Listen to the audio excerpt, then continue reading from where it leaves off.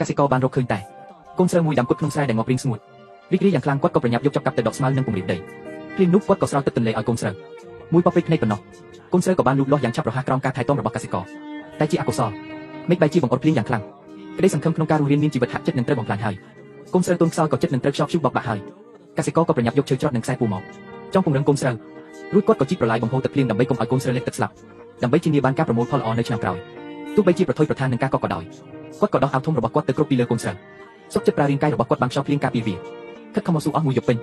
លុះព្រឹកឡើងមេឃក៏ស្រឡះក្រោមការថែទាំយ៉ាងយកចិត្តទុកដាក់របស់កសិករទីបំផុតក៏បានជួយឲ្យកូនស្រូវឆ្លងផុតពីគ្រោះថ្នាក់ហើយកូនស្រូវក៏មិនធ្វើឲ្យខកបំណងដែរមួយប៉ព្រិចភ្នែកក៏បានលូតលាស់ខ្លាយជាដើមឈើធំខ្ពស់ទៅដែរអ្វីដែលអស្ចារ្យជាងនេះគឺគ្រាប់ស្រូវទាំងនេះបន្ទាប់ពីដុះពន្លកទុំក្នុងមួយព្រិចភ្នែកអង្គររាប់រយរាប់ពាន់តោនបានបញ្ចេញក្លិនក្រអូបឈ្ងុយឈ្ងុកគ្រាប់អង្គររាប់មិនអស់បានធ្លាក់ចុះមកដោយភ្លៀងរលឹម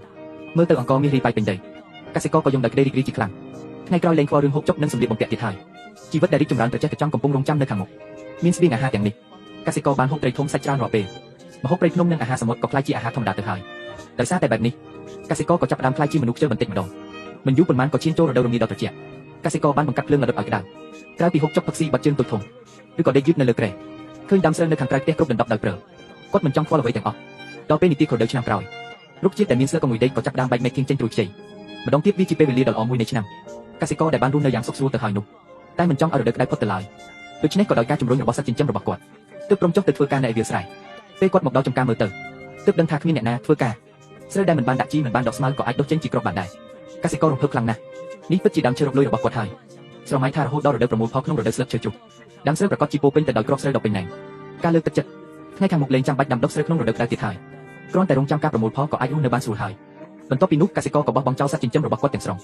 ណែនាំពួកវាឲ្យទៅស្រោចទឹកនៅចំការតែកសិករបែរជាបោះចោលឧបករណ៍កសិកម្មទៅម្ខាងទៅវិញណែនាំពួកវាថាចាប់ពីពេលនេះទៅគ្រាន់តែធ្វើតាមគាត់ហើយដេកលេងទៅថ្ងៃមុខក៏អាចរស់នៅស៊ីឆ្ងាញ់ផឹកឆ្ងាញ់ដែរ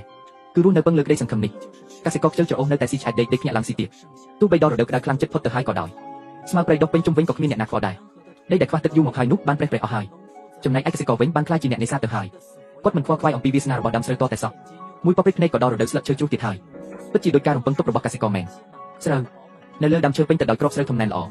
សម្រាប់រឿងនេះកសិករបានទិញបាវធំរាប់រយគិតថាឆ្នាំនេះគាត់នឹងចាក់ស្រូវពេញជំរប់គាត់ប្រញាប់ទៅដល់ក្រោមដើមឈើកសិករក៏លើកដំបងវីទៅលើដើមស្រូវស្រូវក៏បានកោជើងគ្នាទៅជាគំនរតូចមួយយ៉ាងលឿនផលដំណាំឆ្នាំនេះច្រើនជាងឆ្នាំមុនទៅទៀតកសិករដែលរំភើបខ្លាំងស្ទើរតែលេចបាត់ខ្លួនដោយសារស្រូវសត្វចិញ្ចឹមរបស់គាត់ក៏រីករាយជំនួសគាត់ដែរព្រោះឆ្នាំនេះមិនបាច់ធ្វើអ្វីក៏បានចំណេញដែរតែពេលកសិករភ្លក់មួយម៉ាត់គាត់ភ្ញាក់ផ្អើលរកឃើញថាស្រូវទាំងនេះពិបាកញ៉ាំខ្លាំងណាស់មិនត្រឹមតែល្វីងជូរចត់ទេថែមទាំងត្រូវបានដង្កូវស៊ីទៀតគាត់គម្រោងចាំមួយឆ្នាំតែបែរជាត្រូវបានផលដំណាំនេះបោកប្រាស់ទៅវិញគិតដល់ត្រឹមនេះកសិករក៏ទប់កំហឹងមិនបានគាត់ក៏លើកដំបងវីបំបាក់ដើមឈើនោះពាក់កណ្ដាលភ្លាមមិននឹកស្មានថាដើមឈើធំមាំនឹងត្រង់នោះបែរជាបាក់រំធ្លាក់មកសង្កត់គាត់ជាប់ធ្វើឲ្យគាត់កម្ដៅខ្លួនមិនរួចតតែបានអានរឿងនេះទើបយល់ថាបើចង់រស់នៅប្រកបដោយសុភមង្គលនិងសម្បូរសប្បាយត្រូវតែខិតខំប្រឹងប្រែងនិងលះបង់ញើសឈាមរាប់រយដងទើបអាចទទួលបានការស៊ីច្រើនហើយខ្ជិលច្រអូសទីបំផុតក៏នឹងធ្វើបាបខ្លួនឯងដែរចាប់តាំងពីពេលនោះមកកសិករហាក់បីដូចជាខ្លាចជាមនុស្សម្នាក់ផ្សេងគាត់ចុះទៅជួររាស់ដាំដុះជារៀងរាល់ថ្ងៃដោយដៃដ៏ឧស្សាហ៍ព្យាយាមគាត់បានខិតខំធ្វើកសិកម្មជីវភាពរបស់គាត់ក៏ចាប់ផ្ដើមល្អប្រសើរឡើងបន្តិចម្ដងជាទីបំផុតគាត់ក៏បានទទួលផលយ៉ាងច្រើនសន្ធឹកសន្ធាប់